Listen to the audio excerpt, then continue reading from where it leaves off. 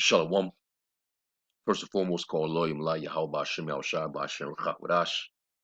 Dub honor to the elder apostles of the great millstone. Peace and blessings to the hopeful elect tabernacle with David.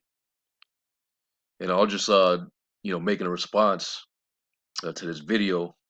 This is the brother Zayan from the great GMS Great Waters Camp, the upcoming elder. And if you're not subscribed to him, this is his page, this is his channel, Zayan GMS Great Waters. And I was able to watch the video in which he's responding to this demon that came on the Apostle Gabar's comment board, basically making a complaint because of Apostle Gabar's stance on what's happening, dealing with the conflict over there in Ukraine, where Russia is being stirred up, and now they're making a move and invading Ukraine, and Jake got hella excited, brothers thinking that are we at the end now? It's not the end. All right, and that was the point that Apostle Gabar was making. All right, just because these things are being stirred up over there, that doesn't automatically mean that we're gonna be delivered, within the next day or two. No, there's still a combination of events that's still going to take place before the Lord brings the end of this kingdom. All right. See, the Heavenly Father, He does things by measure. And the things that he's spoken in the past, he's not going to bypass it. He's not going to skip over it. He's going to do that which he pleases. Let's go to Isaiah 55 real quick. Let's go to Isaiah 55, verses 10 through 11. And it says, "For as the rain cometh down, and the snow from heaven, and returneth not thither, but watereth the earth, and maketh it bring forth and bud, that it may give seed to the sower and bread to the eater, so shall my word be that goeth forth out of my mouth. It shall not return unto me void, but it shall accomplish that which I please, and it shall prosper in the thing whereto I sent it." And everything that the Lord spoke aforetime, they're gonna happen in its set time, according to His purpose. The Lord's not gonna, bypass some of the things that He prophesied just to appease your feelings and what you want. We're not on the Most High's time, and the Most High is not on our time. So we understand that there's various things that still have to happen. So He's not going to skip past, He's not going to bypass anything in particular that He spoke. It all has to happen in measure. So what the Apostle Gabar was doing was he was just measuring the time diligently. He was measuring the times properly. We go by what the scriptures say, not by your emotions. So I'm gonna play a little bit of this where he's actually addressing the comment, and then I want to make my response, and then we'll close out. Which it's a YouTube handle called Ricardo Tubbs. All right, and this guy says, "I'm convinced," because basically, Apostle Gabar was saying, listen, don't get too excited, brothers. Just watch these things play out. But the end is not yet. The Apostle Gabar is going off what the scriptures are saying. So this bozo jumps on the comment board and says, "I'm convinced that the apostle doesn't actually want things to end in this system. At least brothers are being optimistic about the whole thing with Russia and Ukraine. But yeah, I don't know. Maybe you want to really stick around in Babylon. That's what it seems." Now, first and foremost, Elder Apostle Gabar has been in this truth for, I believe 30 plus years, teaching the downfall of America, Babylon the Great, and out there on the highways and byways being active and always edifying brothers, speaking about the coming of Yahweh Shai and the destruction. So what the hell is this guy talking about? The apostle doesn't actually want things to end in this system. No, with the apostle. I mean, so I mean, do you want him to, make another, well, not another, but because we know that at one point in time, when the apostles were a part of the old school, they it was a teaching that America was going to start going down by the year 2000, and by the time the year 2000 came and nothing happened, a lot of dudes bugged out, they got disgruntled, they lost faith, and they went back into the world. These men kept on teaching, and they still was prophesying the downfall and the destruction of this place. All right. So these are the last men you would think would want this place to be prolonged. Those are the last men. All right.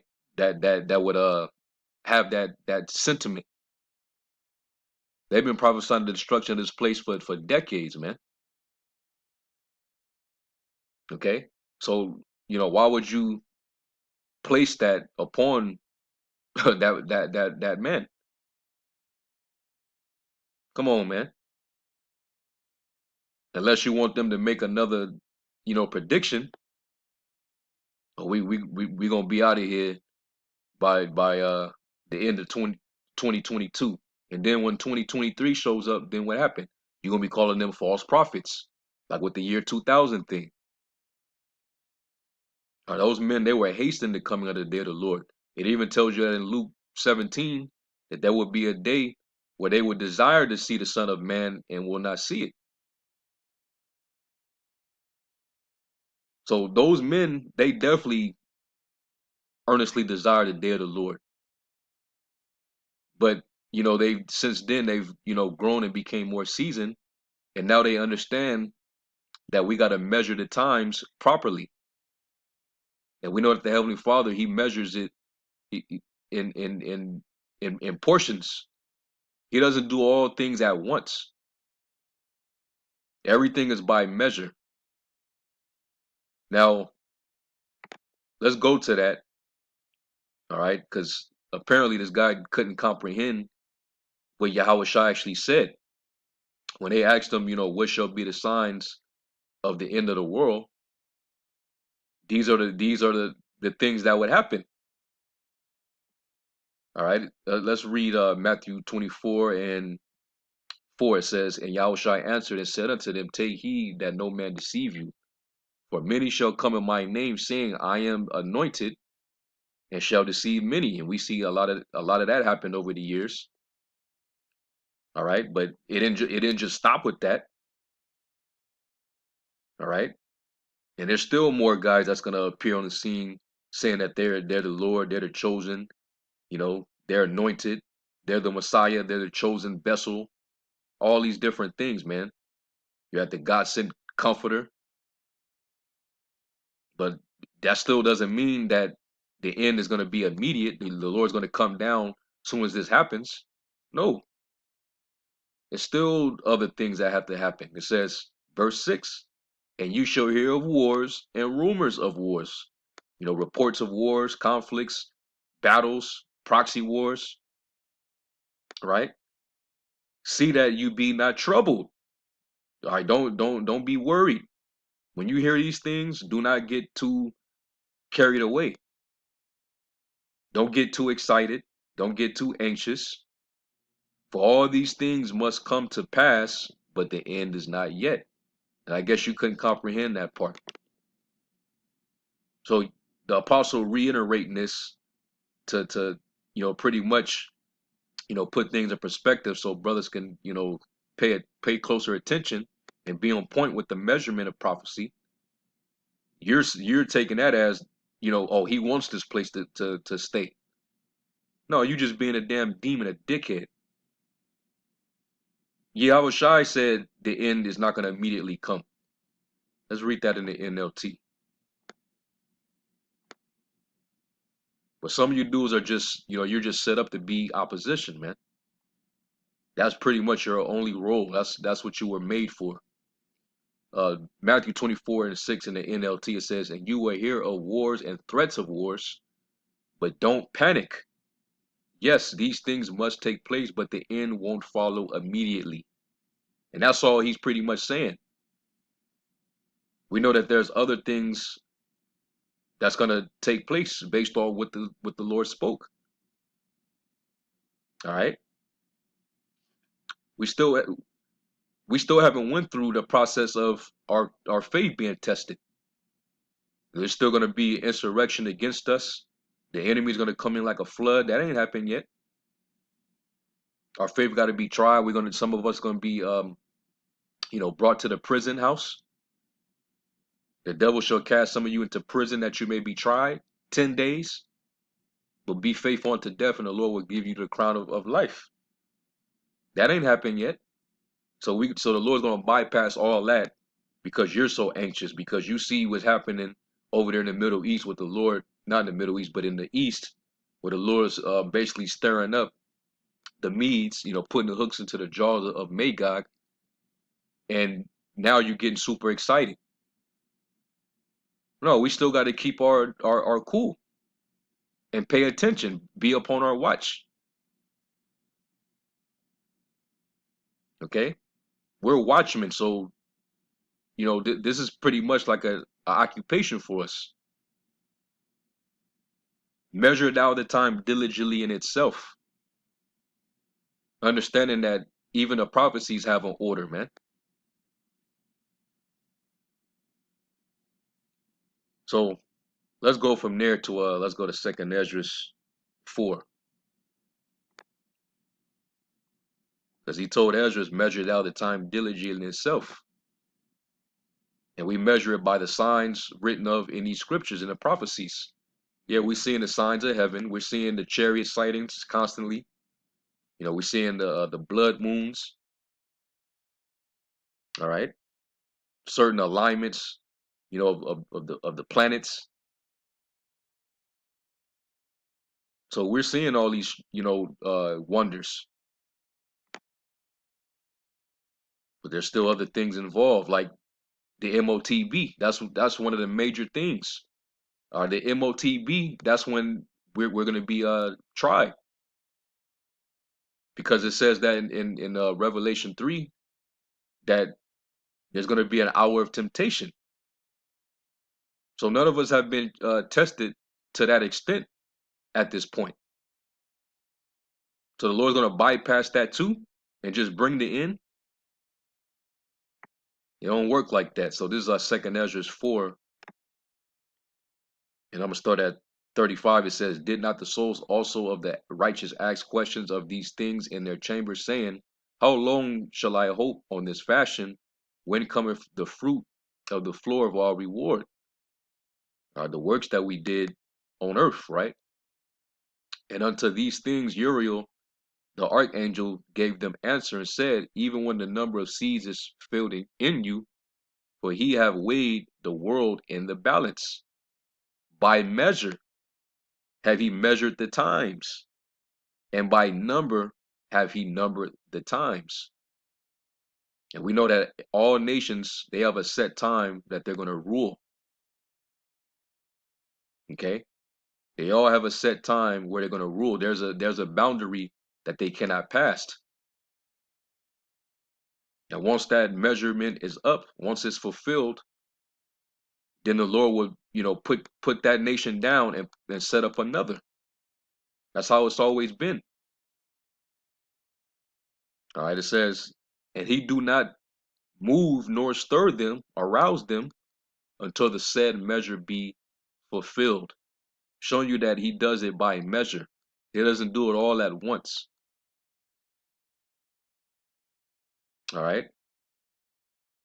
So there's still a number of things that have to happen before all things are fulfilled. Okay. One jot or one tittle shall not pass until all things are fulfilled. So you got the MOTB, that has to be mandated. All right. And that jump shot, all right, those black jello shots, that they, over the past year and a half, tried to coerce people into taking, that was pretty much like a midterm before the final exam. A lot of people eh, that made that decision based on what their decision was when they were tempted with that, it mainly determines, what their decision going to be when he makes this charagma mandatory, because we're going to be tested again. All right, we stood firm against that, in this time, and now this devil all of a sudden is kind of lifting, you're lifting back to the restrictions, but we know that he's going to come with something else,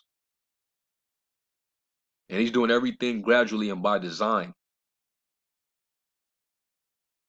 Now, we know what their determination is according to their objective. All right, this great reset, this which is the PC way of saying the new world order. They want a one world global digital monetary system. All right, and we already know the utensil or the device that they're gonna intend to use, where they can have you connected and hooked up to that whole system. It's a device that they're gonna have implanted in you that's gonna connect you, and they're gonna be able to control your buying and your selling. So once that becomes a worldwide thing, and they come down upon us with that, just like they did with the jump shots, then that's when you're gonna start seeing things pick up. Things are gonna move quickly, and hopefully, what's going on with this Ukraine situation, it further escalates. That snowball effect. But we still got to keep our eyes on Israel too, because Israel's prophesied to draw all these nations out. Pursuant to Jeremiah 49, the least of the flock shall draw them out. You see, and they still plotting on Iran, while Iran is saying pretty much, hey, we ready to start making the nukes. And then I think I heard some about Israel just tried to attack Syria, and we know Russia, has relationships and deals with these particular countries, interests. So it ain't gonna just end with Ukraine. He says he's gonna be a guard over to these other countries: Persia, Ethiopia, Libya, Turkey. So anyway, I think I'm done with that. So let's go back here and let's read it one more time. All right, Matthew 24:6 in the NLT, it says, "And you will hear of wars and threats of wars. Don't panic. All right, but don't panic. Yes, these things must take place, but the end won't follow immediately." So there's other things that gotta happen, man. Them coming after the men of the Lord, we getting arrested, possibly thrown in concentration camps.